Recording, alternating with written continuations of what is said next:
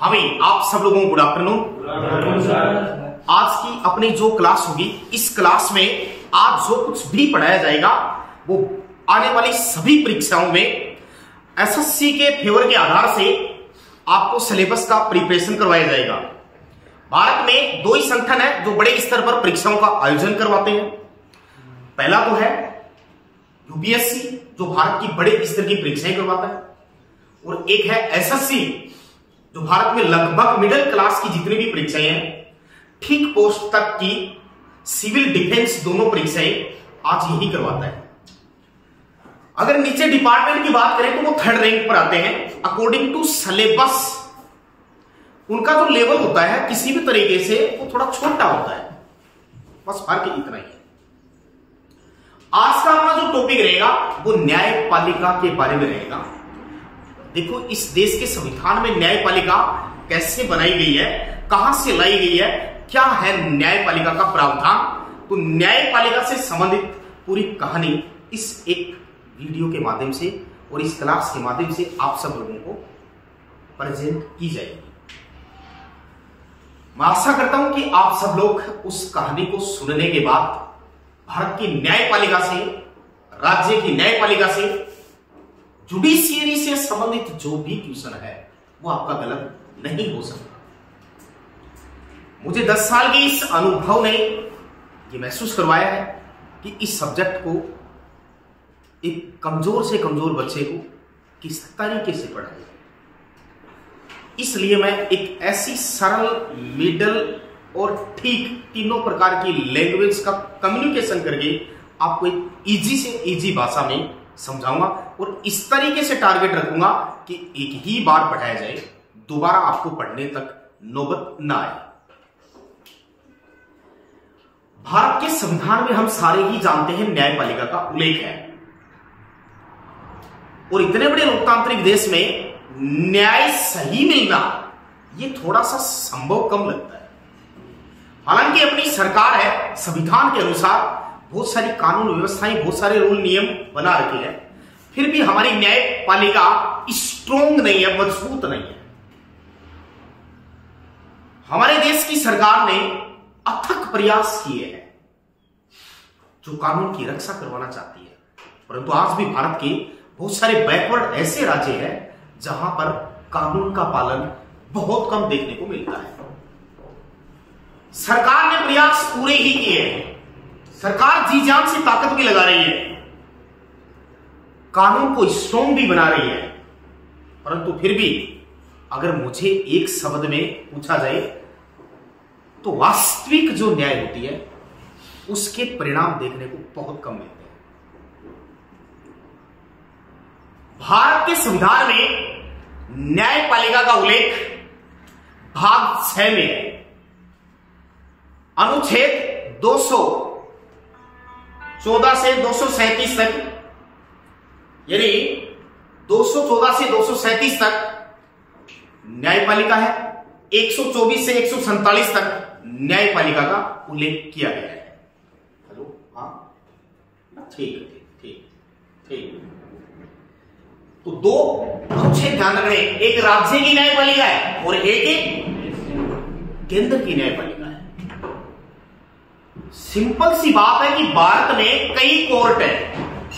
आप एक डायग्राम से समझेंगे, छोटे से लेकर बड़े स्तर तक समझेंगे। हमारे संविधान में जो न्यायिक पुनरावलोकन की व्यवस्था की गई है वो सारी अमेरिका के संविधान से की गई है। इसका मतलब एक शब्द में हम कह सकते हैं, जो न्याय अमेरिका में मिलती है लगभग वैसी ही न्याय भारत में मिलती है। फर्क यह है, अमेरिका में जो न्याय का फैसला देने वाला है, जिसे जज कहा जाता है, जस्टिस कहा जाता है, वो आजीवन रहता है। आजीवन मतलब लाइफ टाइम तक न्यायाधीश होगा, जब तक मरेगा वो तब तक न्यायाधीश के पद पर रहेगा। भारत में यदि पॉलिटिक्स पार्टियों को छोड़ दिया जाए तो और ऐसी कोई पोस्ट नहीं है कि आजीवन नौकरी कर सकता है। ये बात समझ में आ रही है? राजनीतिक पद को छोड़ दिया जाए, वार्ड पंच, सरपंच, वार्ड पंच, सरपंच, जितने भी प्रधान हैं, जिला प्रमुख हैं, संभागीय आयुक्त हैं, राज्य के जितने भी एमएलए हैं, एमपी हैं, प्रेसिडेंट है, वाइस प्रेसिडेंट है, प्राइम मिनिस्टर है, मिनिस्टर्स हैं, गवर्नर हैं, जितने भी मैंने राजनीतिक पद बताए हैं, इनके लिए अंतिम अवस्था का प्रावधान नहीं रखा गया है। अगर ये 200 साल जिएंगे तो 200 साल भी इन पदों पर रह सकते हैं। परंतु विचित्र बात यह भी है भारत में कि आज भारत सरकार जानती है, भारत का हर नागरिक जानता है कि एक योग्य आदमी जिसको इतना अनुभव है, अगर मैं न्यायपालिका की बात करूं तो जो न्यायाधीश होता है, चाहे वो मुख्य न्यायाधीश हो, चाहे वो अन्य न्यायाधीश हो, उसके बूढ़े हो जाने से, अवस्था अधिक हो जाने से मुझे नहीं लगता कि उसकी न्याय पर कोई प्रभाव पड़ेगा। ये तो एक्सपीरियंस का पद है और भारत में तो फिक्स प्रावधान है। माफ करिए, भारत में न्यायाधीश नहीं होते हैं, कानूनी न्यायाधीश है। ये तो कानून के अनुसार फैसला देते हैं। कानून में जो लिखा गया है वही फैसला होगा। एक एग्जाम्पल देता हूं, उस एग्जाम्पल को मद्देनजर रख के मैं भारत की न्यायपालिका को आपको समझाऊंगा। कोई सपोज दैट कोई बूढ़ी महिला है जिसकी खेती बाड़ी कुछ भी नहीं है और बहुत गरीब है, अपना जीवन यापन करने के लिए वो जंगल से कुछ लकड़ियां ले आती है। समझ में आ रही है बात? किसी दूसरे के खेत में तो लकड़ियां उसे मिलेंगी नहीं, वो लेने नहीं देगा, तो वो ऐसी स्थिति में महिला कहां जाएगी? सार्वजनिक जगह पर जाएगी। जंगल फ्री है सबके लिए। यदि वो महिला लकड़ियां काट ले आती है रोटी बनाने के लिए, अपने पेट भरने के लिए, तो क्या ये अन्याय है? इसे अन्याय नहीं कहा जा सकता। ये बात सत्य है कि भारत की न्यायपालिका की दृष्टि से यह अन्याय है, पर ईश्वर की न्यायपालिका से यह बहुत बड़ा न्याय है। यह अन्याय नहीं है। उस महिला को गिरफ्तार कर लिया जाता है कि वो लकड़ियां काट रही है और वो महिला को कोर्ट में पेश कर दिया जाता है जज के सामने। महिला जज से एक प्रश्न करती है कि जज साहब, मुझे नहीं पता भारत की न्यायपालिका कैसी है, मुझे पढ़ना भी नहीं आता है, लिखना भी नहीं आता है, कानून का भी मुझे ज्ञान नहीं है, परंतु मैं तो एक बात कहना चाहती हूं, उस आधार से फैसला दे दीजिए। आप न्यायाधीश हैं, कानून के रखवाले हैं, कानून की व्याख्या करते हैं, कानून बचाने का काम आप ही करते हैं। अगर मैंने जंगल से अपना पेट का गुजारा करने के लिए लकड़ियां काट ली, जिसका मेरे पास और कोई सोर्स था भी नहीं, तो ये न्याय है या अन्याय है? जज कहता है, माता, हम न्यायाधीश नहीं है, हम कानूनी न्यायाधीश है। हम तो कानून में लिखा गया है कि लकड़ियां काटने पर, जंगल में गिरफ्तार करने पर यह सजा है, ये प्रावधान है, तो हम तो वही सुनाते हैं। हम दिमाग से फैसला नहीं दे सकते। हम आपके हाव भाव, विचार विमर्श और सही गलत का फैसला नहीं दे सकते। हम तो कानून के अनुसार फैसला देंगे। आज भारत में 26 कोर्ट है। कितने न्यायालय बड़े? 26। उनमें एक सर्वोच्च न्यायालय है, बाकी सभी उच्च न्यायालय है। समझ रहे हैं ना इस बात को? एक सर्वोच्च न्यायालय है, बाकी सभी उच्च न्यायालय है। 25 उच्च न्यायालय। यह जरूरी भी नहीं कि किसी एक राज्य का एक ही हाई कोर्ट होगा। 2 राज्यों का भी एक हाई कोर्ट हो सकता है, जैसे पंजाब हरियाणा का चंडीगढ़ में, पूर्वोत्तर भारत के राज्यों का गुवाहाटी में है। समझ में आ रही? तो ये तो सिद्धांत ही गलत है कि एक राज्य का एक कोर्ट होगा। ये तो न्यायपालिका का उल्लेख है कि वो बना भी सकती है या 2 राज्यों का एक हाईकोर्ट भी बना सकती है। ये कानून की पढ़ाई क्या है इसको समझिए। 10वीं 12वीं करने के बाद एक कोर्स होता है जिसका नाम है LLB, bachelor of law lawyer. Bachelor of law lawyer, इसे अपनी भाषा में कहें वकील की पढ़ाई। क्या बनने के लिए? वकील बनने के लिए। जैसे वो सभी परीक्षाएं LLB की पास कर देता है तो गवर्नमेंट उसे एक लाइसेंस देती है जिसको हम डिग्री कहते हैं, और वो डिग्री वकील की है। भारत की न्यायपालिका के किसी कोर्ट में वो व्यक्ति जाकर बैठ जाएगा, उसे कानून की रक्षा करने का पूरा अधिकार है, और वो कानून के अनुसार जितने भी कार्य होंगे वो करने का अथक प्रयास करता है, क्योंकि वो कानून का जानकार है। यदि राष्ट्रपति को ऐसा लगे कि ये फलाना वकील इतना कानून का जानकार है, यदि राज्यपाल को ऐसा लगे कि फलाना वकील कानून का इतना जानकार है, तो ये लोग ही वकील को ही न्यायाधीश बना देते हैं। न्यायाधीश के लिए कोई अलग से परीक्षा का प्रावधान नहीं है, तो वकील ही न्यायाधीश बना दो बिना परीक्षा के। अगर उन न्यायाधीशों में जिसकी उम्र सबसे बड़ी है उसको मुख्य न्यायाधीश बना दिया जाता है। सवाल यह है कि न्यायाधीश तो बन गया वकील से, पर मुख्य न्यायाधीश कैसे बनता है? तो सारी न्यायपालिका के बारे में समझना है। जिसकी उम्र सबसे बड़ी होगी वही मुख्य न्यायाधीश होगा। आयु का आधार रखा जाता है। क्या रखा जाता है? आयु का आधार रखा जाता है। हम सबसे पहले बड़े स्तर की न्यायपालिका को समझेंगे। देश में सबसे बड़ा जो पद है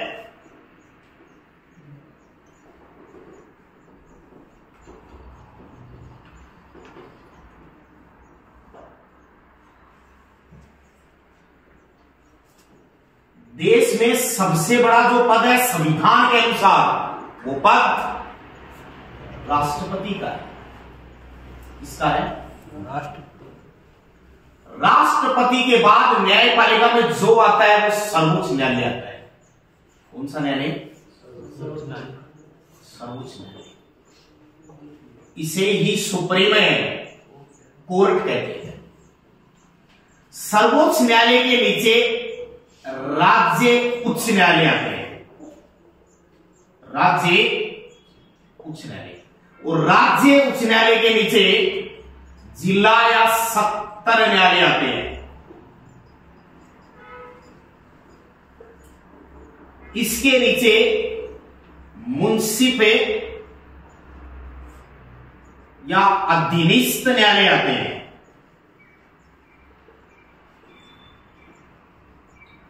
इसके नीचे हम कह सकते हैं पुलिस न्यायालय आता है,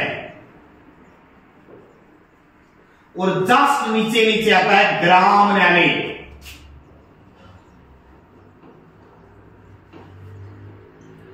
अब अपने को ये पूरी रील समझ ली है। वजह यह है कि राज्य न्यायालय के नियम अलग नहीं है, सर्वोच्च न्यायालय के नियम अलग नहीं है, जिला न्यायालय के नियम अलग नहीं है, अधीनस्थ न्यायालय के नियम अलग नहीं है। भारत में इकहरी न्यायपालिका पाई जाती है। कैसी न्यायपालिका है? भारत में इकहरी ही नागरिकता पाई जाती है। एक ही नागरिकता, एक ही न्यायपालिका पाई जाती है। जो नियमों से फैसला जिसने सुना दिया वही ये सुनाने वाला है, वही ये सुनाने वाला है, वही ये सुनाने वाला है, वही ये व्यक्ति सुनाने वाला है। समझिए इस बात। उदाहरण को समझेंगे। ए और बी दो आदमी हैं, ये किसी डाणी डपोनी या गांव के आदमी है, छोटे से छोटे कस्बे के या बड़े से बड़े शहर के हो सकते हैं। हमें उदाहरण से पूरी न्यायपालिका समझनी है। ए जो है वो अमीर है, खूब पैसे है इसके पास और शक्तिशाली भी है। बी जो है वो गरीब है और कमजोर भी है। दोनों बातें समझिए। बी इतना ही सोचता है कि अपना जीवन यापन हो जाए और आराम से मजदूरी कर ले और खुशी से रहेगा। ए के पास पैसे इसलिए हो सकते हैं कि इसके पास बहुत सारे धंधे 2 नंबर चलते हैं।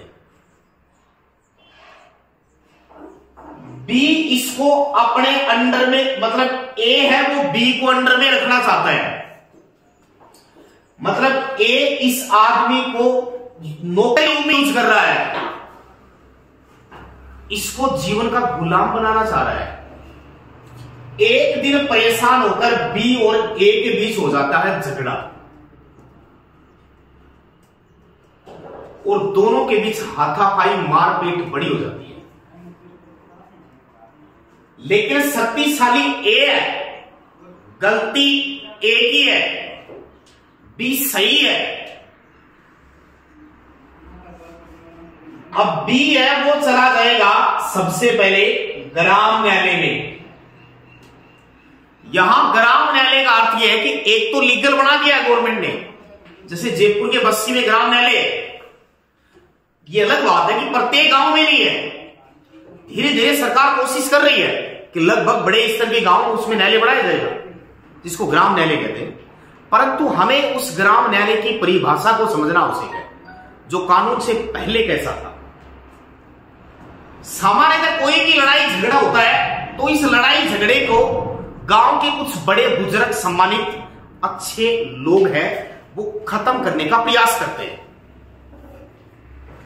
वो ये सोचते हैं कि ठीक है जो भी हो गया, आपस में दोनों पक्षों में रज्जाबंदी करवाने का प्रयास करते हैं। गांव के 2 बड़े व्यक्ति आ गए और वो उस लड़ाई झगड़े को समाप्त करने का प्रयास करते हैं। समझिए इस बात। पर मामला ऐसा है कि वो गांव के स्तर पर खत्म नहीं होता है। प्राचीन काल में जो न्याय करते थे उनको लंबड़दार कहा जाता था। क्या कहते थे? लंबड़दार। आदमी सेलेक्ट हो जाते गांव के पीछे कि ये 5 व्यक्ति कोई भी फैसला होगा पूरी सभा को बुलाकर देंगे। समझ गए इस बात को? अब ये मामला पुलिस के पास चला जाता है। सबसे पहले एफआईआर लिखी जाती है, फर्स्ट इंफॉर्मेशन रिपोर्ट। इस एफआईआर के लिखते ही दोनों पक्षों को अरेस्ट कर लिया जाता है, क्योंकि एक पक्ष तो वहां चला जाता है और दूसरा पक्ष से हेलो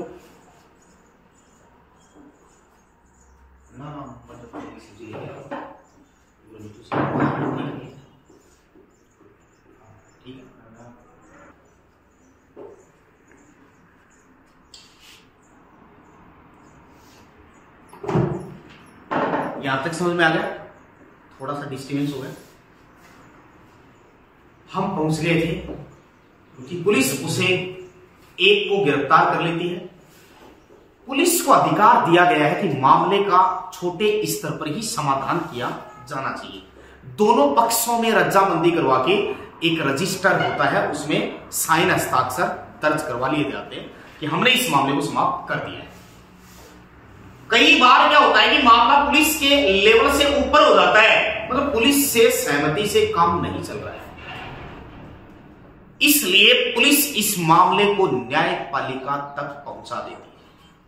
सबसे पहले मनुष्य छोटे कोर्ट में जाता है, नजदीकी स्तर पर अपने तहसील में, जहां मजिस्ट्रेट बैठता है। सपोज दैट कि छोटे स्तर के किसी मुद्दे को देखकर मजिस्ट्रेट ने किसी को 2 साल की सजा